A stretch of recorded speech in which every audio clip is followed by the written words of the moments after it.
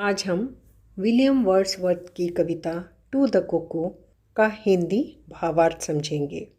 कुकू, जिसे हिंदी में कोयल कहते हैं, कोकिला कहते हैं, जो देखने में सुंदर तो नहीं होती, लेकिन उसकी आवाज़ बहुत सुरीली होती है और इतनी सुरीली होती है कि वह कवि को एक रहस्यमय आवाज़ लगती है और उसके ऊपर कवि ने एक सुंदर कविता लिख दी है।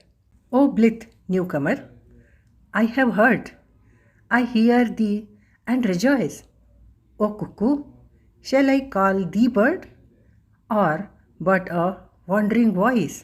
यह इस कविता की पहली 4 लाइनें हैं। इसी के साथ ही आप शब्दों के अर्थ भी देख रहे हैं। ब्लिथ, हैप्पी और केयर फ्री या बेफिक्र या खुशनुमा। Newcomer, a person who has just arrived in a place, किसी स्थान पर अभी पहुंचा हुआ व्यक्ति, या नवागत या नवागंतुक। वंडरिंग, भटक रही है। Thee, when you are talking to only one person, सिर्फ एक व्यक्ति के लिए जब हम बात करते हैं तब दी का प्रयोग करते हैं, जिसका अर्थ है तुम या आप।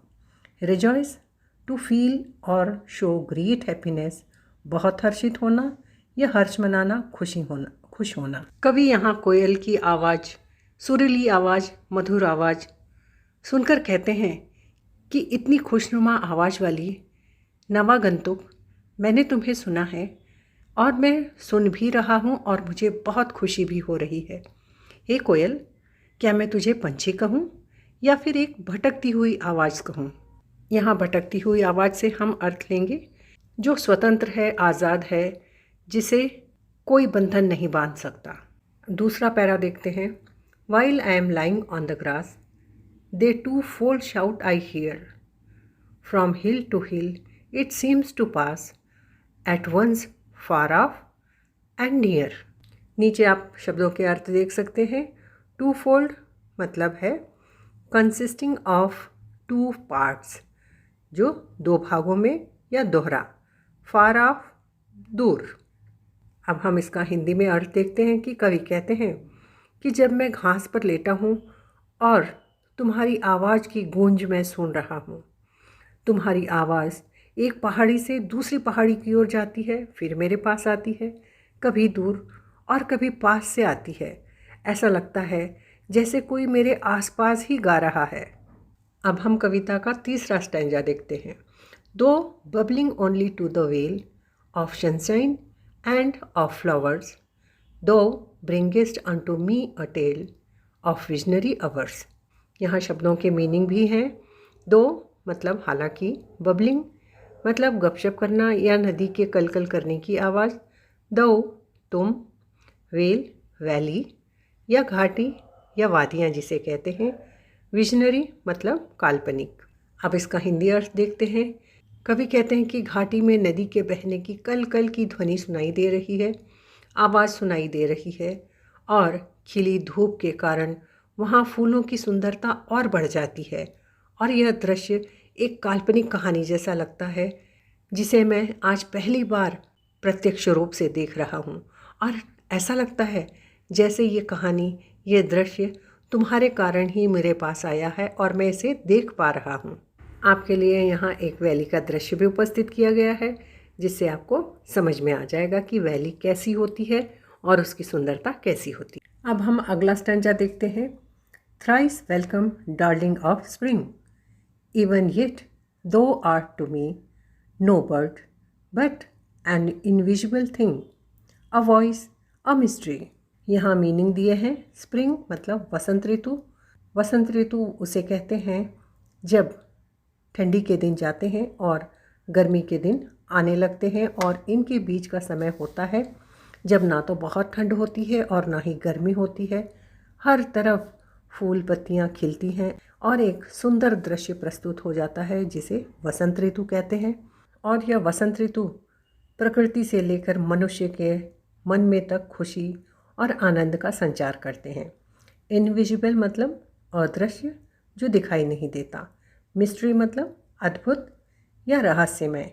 इस पद में कवि कोयल को उपनाम देकर बुला रहे हैं, डार्लिंग ऑफ स्प्रिंग, अर्थात जो वसंत को प्रिय है, और कोयल जो होती है वह वसंत ऋतु में ही बोलती है। उसे वसंत ऋतु का इंतज़ार रहता है और वसंत ऋतु आते ही सब दूर उसके कूकने की आवाज़ सुनाई देती है, मधुर तान सुनाई देती है। और कवि इस प्रकार उसका स्वागत 3 बार स्वागत करते हुए कहते हैं कि हे वसंत प्रिय, तुम्हारा स्वागत है, स्वागत है, स्वागत है। फिर भी तुम मेरे लिए कोई पक्षी नहीं बल्कि एक अदृश्य वस्तु हो। और कवि कहते हैं कि इतनी मधुर आवाज़ है कि मैं ये मान ही नहीं पाता हूँ कि ये एक पक्षी है। ये ज़रूर कोई एक ऐसी शक्ति है, अद्भुत शक्ति है जिसकी आवाज़ इतनी मधुर है। एक आवाज़ हो, एक रहस्य हो, इसीलिए कोयल की आवाज़ को कवि रहस्यपूर्ण आवाज़ कहते हैं, क्योंकि इस आवाज़ ने ही वसंत ऋतु में इतने सुंदर रंग डाल दिए हैं, इतना अद्भुत दृश्य उपस्थित कर दिया है। अगला स्टैंजा है, the same home in my school boy days I listen to that cry which made me to look 1,000 ways in bush and tree and sky. यहाँ शब्द का अर्थ है स्कूल बॉय डेज, मतलब स्कूल के दिन जब मैं स्कूल जाने वाला लड़का था। कवि कहते हैं कि उनको स्कूल के दिन याद आ जाते हैं और वे कहते हैं कि यह वही आवाज़ है जो मेरे स्कूली दिनों में मैंने सुनी थी, जिसमें रोना भी शामिल था। इस आवाज़ ने उन्हें पुराने दिनों में पहुंचा दिया। वे कहते हैं कि जब उन्होंने यह आवाज़ सुनी तो झाड़ी, पेड़ और आकाश में उसका पीछा करने लगे। कवि व्याकुल हो जाते हैं उस आवाज़ को देखने के लिए, सुनने के लिए, पहचानने के लिए। अगला स्टैंजा है, to seek thee did I often rove through woods and on the green and thou wert still a hope a love still longed for never seen. यहाँ वर्ड्स के मीनिंग दिए हैं। सीक मतलब तलाश करना, रो घूमना, भटकना, चक्कर काटना, वुड्स मतलब जंगल, वर्ड मतलब था, लॉन्ग्ड मतलब राह देखना या इंतज़ार करना। यहाँ कवि उस कुक्कू से कहते हैं कि तुम्हारी आवाज़ सुनकर तुम्हें ढूंढने के लिए मैं बार बार इधर उधर चक्कर काटता रहा, चक्कर लगाता रहा, घूमता रहा, जंगल में, जंगल की हरियाली में, सब जगह तुम्हें खोजता रहा। तुम्हें कभी देखा नहीं, मैं अभी भी तुम्हें देखने को तरस गया हूँ और तुम अभी भी एक आशा और एक प्रेम की किरण हो। यहाँ हम देखते हैं कि कवि बहुत आशावान है। वह सुरीली आवाज़ को ढूंढने के लिए इधर उधर भटक रहे हैं, फिर भी वे आशावान हैं कि यह आवाज़, यह प्रेम भरी आवाज़ ज़रूर उन्हें मिलेगी और वह ऐसे ही उनके जीवन में खुशियों का संचार करती रहेगी। अब हम अगला स्टैंजा देखते हैं। And I can listen to thee yet can lie upon the plain and listen till I do beget that golden time again. यहाँ मीनिंग देखेंगे।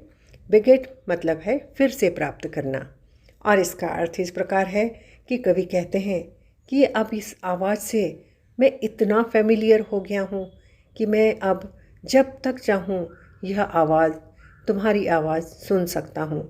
पहले एक समय था जब मैं इस आवाज़ को सुनने के लिए इधर उधर भटकता था, लेकिन अब इस आवाज़ को मैं मैदान पर लेटकर आराम से सुन सकता हूँ और मैं तब तक उस आवाज़ को सुनूंगा जब तक कि वह सुनहरा समय मुझे फिर से नहीं मिल जाता।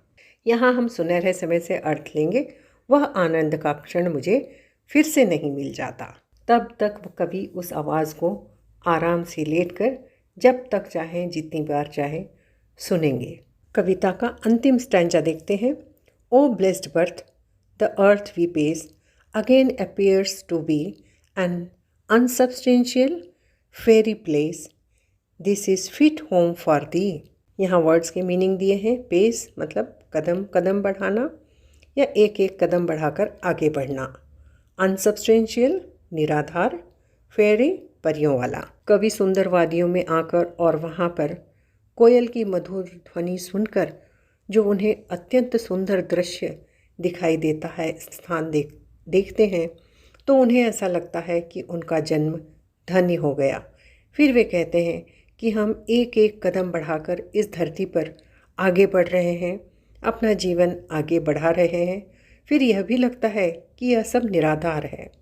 और वे कहते हैं कि कभी मुझे लगता है कि यह सुंदर दृश्य जो है, यह जो सुंदर स्थान है, जिसकी कल्पना हमने केवल परियों वाली कहानी में की थी, लेकिन आज मैं सचमुच यहाँ पर आ गया हूँ तो ऐसा लगता है कि यह सुंदर दृश्य, यह सुंदर स्थान कोयल जैसे मधुर आवाज़ वाली, खुशनुमा आवाज़ वाली, सुरीली आवाज़ वाली कोयल के लिए एकदम उपयुक्त स्थान है।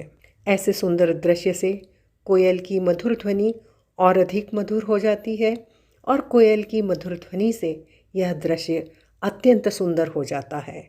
इसलिए कवि कहते हैं कि यह सुंदर स्थान कोयल के लिए एकदम सही स्थान है। तो छात्रों, यहाँ पर कविता के पदों का हिंदी एक्सप्लेनेशन पूरा होता है। मुझे आशा है आपको यह एक्सप्लेनेशन समझ में आ गया होगा और मेरा प्रयास आपकी मदद कर सका होगा।